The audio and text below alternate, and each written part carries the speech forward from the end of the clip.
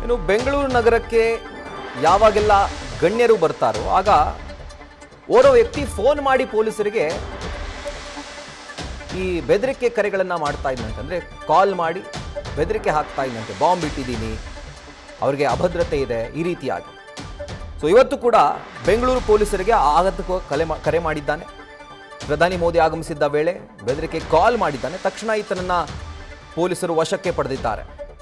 ಕೋರಮಂಗಲದ ವ್ಯಕ್ತಿ ಈತ. ನಗರಕ್ಕೆ ಅತಿ ಗಣ್ಯರು ಬಂದಾಗ ಈತನಿಂದ ಬೆದರಿಕೆ ಕರೆಗಳು ಬರ್ತಾ ಇದ್ವಂತೆ. ಈ ಬಾರಿ ಪ್ರಧಾನಿ ಬಂದಾಗಲೂ ಕೂಡ ಈತ ಒಂದು ಥ್ರೆಟ್ ಕಾಲ್ ಮಾಡಿದ್ದ. ಕರೆ ಬಂದ ತಕ್ಷಣ ಕೋರಮಂಗಲದ ಆತನ ಮನೆಯಲ್ಲಿ ಪೊಲೀಸರು ಈತನನ್ನ ವಶಕ್ಕೆ ಪಡೆದಿದ್ದಾರೆ. ಸೊ ಈಗ ಎರಡು ಪ್ರಕರಣಗಳು ಇವತ್ತು ಪ್ರಧಾನಿ ನರೇಂದ್ರ ಮೋದಿ ಅವರು ಬೆಂಗಳೂರಿಗೆ ಬಂದಂತಹ ಸಂದರ್ಭದಲ್ಲಿ ರಿಪೋರ್ಟ್ ಆಗಿದೆ. ಒಂದು, ಬೆಂಗಳೂರಿನ ಕೋರಮಂಗಲದ ಮೂಲದ ವ್ಯಕ್ತಿ ಕರೆ ಮಾಡಿ ಬೆದರಿಕೆಯನ್ನು ಹಾಕಿದ್ದ, ಅಂದರೆ ಇದು ಬೆದರಿಕೆ ಕರೆಯನ್ನು ಮಾಡಿದ, ಥ್ರೆಟ್ ಕಾಲ್ ಮಾಡಿದ್ದ ಪ್ರಧಾನಿ ಮೋದಿ ಅವರ ಕಾರ್ಯಕ್ರಮಕ್ಕೆ ಸಂಬಂಧಪಟ್ಟಂತೆ.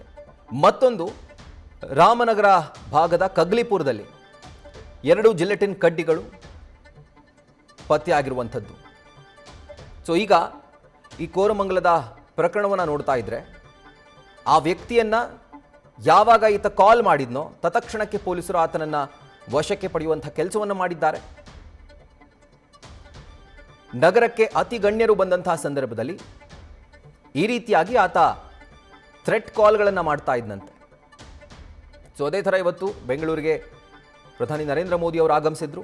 ಈ ಸಂದರ್ಭದಲ್ಲೂ ಕೂಡ ಈತ ಕರೆ ಮಾಡಿದ್ದಾನೆ, ಭದ್ರತಾ ಲೋಪ ಇದೆ, ಹಾಗೆ ಹೀಗೆ ಅಂತ ಹೇಳಿ ಒಂದು ಥ್ರೆಟ್ ಕಾಲ್ ಮಾಡಿದ್ದಾನೆ.